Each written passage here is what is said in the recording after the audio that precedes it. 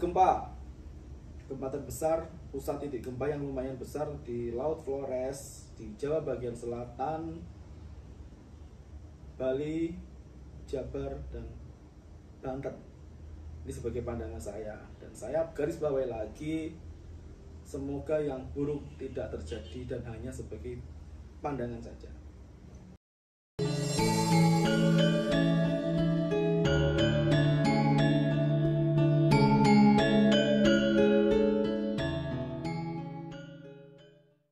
Pandangan ini sebagai peringatan, misal jika ada pembenahan di suatu tempat atau alam, kita sebagai manusia bisa membenahi. Selebihnya kita serahkan kepada Tuhan Sang Maha Pencipta alam. Di konsletan saya ada beberapa pandangan termasuk alam dan yang lain-lainnya. Karena setiap malam biasanya saya banyak sekali pandangan, saya tulis di story saya, biar tidak lupa. Hari ini saya mau menyampaikan, saya melihat ada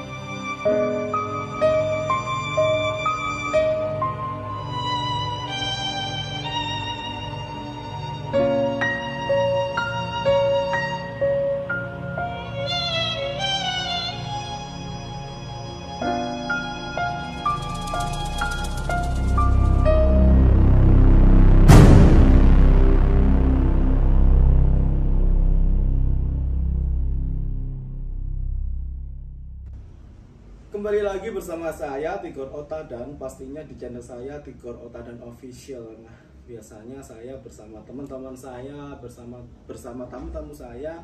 Hari ini saya sendiri karena seperti biasanya saya konslet, otak saya konslet penuh dengan pandangan-pandangan yang sangat. Sebelumnya saya mau menyampaikan, biarkan pandangan menjadi pandangan, di mana yang buruk tidak terjadi. Kita tetap percaya dengan Tuhan Yang Maha Esa. Pandangan ini sebagai peringatan, misal jika ada pembenahan di suatu tempat atau alam, kita sebagai manusia bisa membenahi. Selebihnya kita serahkan kepada Tuhan Sang Maha Pencipta alam. Di konsletan saya ada beberapa pandangan termasuk alam dan yang lain-lainnya. Karena setiap malam biasanya saya banyak sekali pandangan, saya tulis di story saya, biar tidak lupa.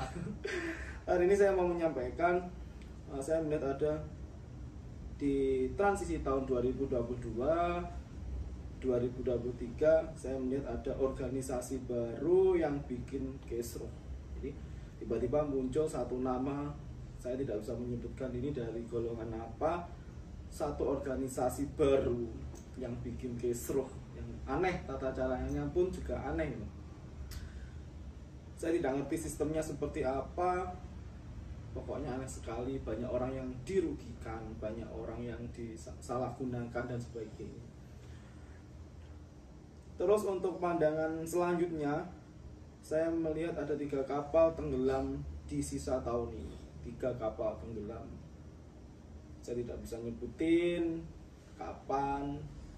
Saya cuma bisa berpesan sebagai teknisi, lebih baik ngecek sebelum keberangkatan apakah kapal tersebut layak diberangkatkan atau tidak. Misal nanti di tengah ada kebocoran atau sistemnya bermasalah hingga kebakar, kita tidak ngerti. Sebagai waspada saja untuk teknisi kapal, cek seluruhnya detail, termasuk jumlah penumpang, jangan terlalu melebihi kapasitasnya. Itu pesan saya. Di pandangan selanjutnya, wedhus gembel berulah di tengah laut. Wedhus gembel berulah di tengah laut. Yang ini lumayan besar, lumayan ada, saya tidak bisa memberikan secara detail di sini. Cukup besar, diawali dengan sebuah gempa yang lumayan besar di daerah tersebut. Ini yang agak beda. Di transisi 2022 berpulang satu tokoh politik wanita. Saya tidak tahu ini beliau sakit atau apa. Yang jelas kelihatannya masih sehat-sehat saja.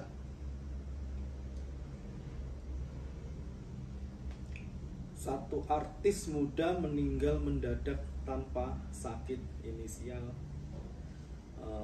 bisa di tengah atau di akhirnya itu ada D sama M-nya. Artis muda meninggal mendadak tanpa sakit. Seputar tentang ini ya, jodoh, maut, apapun itu sebenarnya yang tahu Tuhan pencipta alam. Kita manusia hanya bisa memandang. Adapun pandangan buruk jangan sampai terjadi. Ini pesan saya yang selalu berulang-ulang saya ucapkan itu. Saya melihat ada kecelakaan artis muda wanita inisial H. Jadi di namanya ada H-nya, wanita muda kecelakaan. Semoga tidak berpulang dan semoga tidak terjadi kecelakaan. Cuma ada gambaran itu. Di akhir tahun saya melihat ada pembunuhan berantai lebih dari 5 orang. Satu mahasiswa kodenya M di sebuah rumah kos. Ini lumayan viral. Jadi berantai. Yang pertama diketahui seseorang membunuh dia. Begitu dicek ternyata yang dibunuh lebih dari 5 orang. Seputar alam, saya melihat beberapa angin yang lumayan besar dari sebelumnya. Dikatakan angin puting beliung atau apa, saya kurang paham di sini. Ada inisial daerahnya JT, BG, S, M, P, dan 3 tempat yang lumayan besar di barat Jawa. Itu yang saya lihat, anginnya lumayan bikin bermasalah sampai bangunan-bangunan rusak.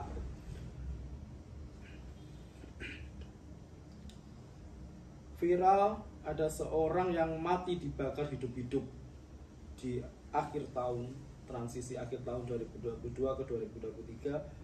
Orang ini berpengaruh tapi matinya tragis. Orang berpengaruh, orang lumayan berpengaruh tapi matinya lumayan ngeri, dibakar hidup-hidup. Hampir mirip sama salah satu anggota yang dibakar pada saat itu. Tapi ini nggak tahu kronologinya seperti apa. Apakah dendam, apakah memiliki permasalahan pribadi, saya kurang ngerti di sini. Pandangan selanjutnya, pertengkaran 3 kubu, perang saudara, darah di mana-mana, kematian paling tragis, senjata berceceran, bahkan ada api dan asap di jalan. Ini terjadi tidak di luar negeri. Yang saya pandangkan tetap terjadi di sini, dan saya garis bawahi selalu, biarkanlah pandangan menjadi pandangan dan yang buruk tidak akan pernah terjadi. Di transisi 2022 berpulang seorang pemain film ternama. Dia gagah pemberani dengan ciri khas gaya tarungnya. Kelihatannya ini dia tidak hanya di film saja, mungkin dia pernah memainkan salah satu laga, kita tidak ngerti. Selanjutnya ada pandangan lagi, satu pasar besar kebakaran hebat, ada korban jiwa tapi tidak banyak di sini, tidak banyak. Tapi ada kejanggalan, ini antara kesengajaan apa enggak. Kelihatannya ini kesengajaan, jadi biar tempat ini bisa direnovasi, akhirnya digarap tangan jahil gitu. Ternyata lumayan gede dampaknya. Satu musisi dan vokalis terjerat kasus narkotika, jadi akan gempar. Sebagai pandangan saya, ada satu musisi dan satu vokalis terjerat kasus narkotika. Jadi Saya berpesan buat siapapun teman-teman, kalau bisa jauhin barang haram tersebut, jangan pernah bermain narkotika dan sejenisnya, karena dampaknya memang negatif sekali buat diri Anda gitu.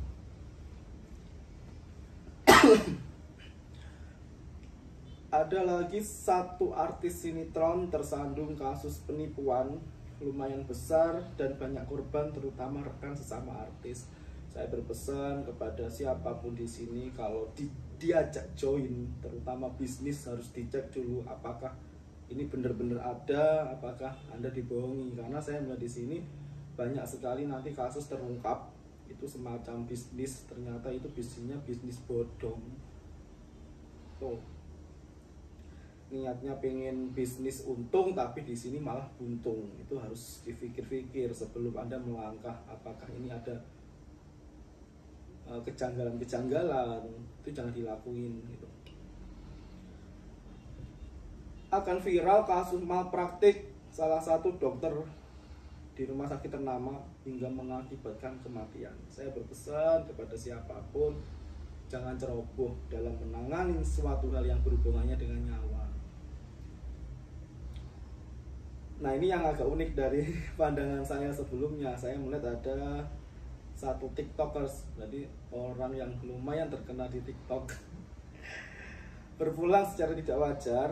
Kelihatannya kematian antara kesengajaan, bisa jadi itu pembunuhan. Biasanya cinta, ini dendam. Tuh, di akhir tahun ini yang paling ngeri, jangan sampai terjadi. Biarkan pandangan saya hanya menjadi pandangan. Ada yang meledak di sebuah tempat, ini kelihatannya bom bunuh diri. Ada satu dewasa, satu anak kecil sumbernya. Jadi ada satu anak kecil dan satu dewasa sebagai tempat menyimpan bom di tubuhnya, ternyata meledak. Kalau bisa jangan sampai terjadi. Gempa terbesar, pusat titik gempa yang lumayan besar di Laut Flores di Jawa bagian selatan, Bali, Jabar, dan Banten. Ini sebagai pandangan saya, dan saya garis bawahi lagi, semoga yang buruk tidak terjadi dan hanya sebagai pandangan saja. Aku lihat lagi ini lumayan kejam. Ada salah satu mahasiswa dibunuh secara keji dari ketidakadilan, ditutup rapat karena kekuasaan dan kekayaan. Jadi si pembunuhnya ini lumayan, gak ngerti. Aku lihat lagi pandangan di otak saya yang kemarin saya tulis di story, karena tadi malam saya lumayan konsep sekali, banyak pandangan yang keluar masuk. Satu pelawak lumayan terkenal berpulang di sisa tahun 2022 ini, berarti kurang berapa bulan tuh?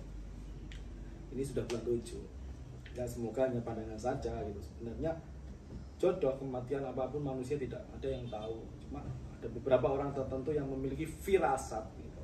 Firasat buruk kita sampaikan bukan tujuan apa-apa sebenarnya, untuk antisipasi jika ada hal yang kurang tepat, gimana kita harus melakukan sesuatu agar itu tidak terjadi, walaupun nanti semua kita serahkan kepada Tuhan yang Maha Kuasa.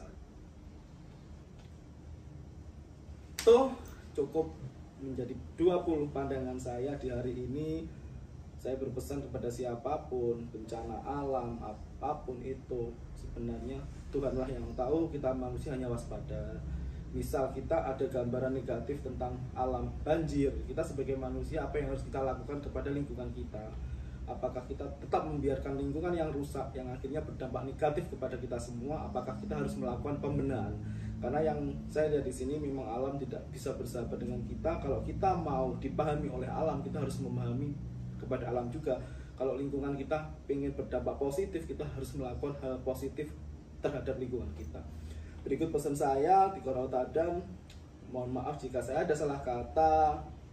Perlu digarisbawahi, jangan terlalu percaya full dengan apa yang saya katakan. Biarkanlah menjadi pandangan, dan yang buruk tidak akan pernah terjadi. Saya di Korau Tadan mohon undur diri, sampai ketemu di episode saya selanjutnya. Salam.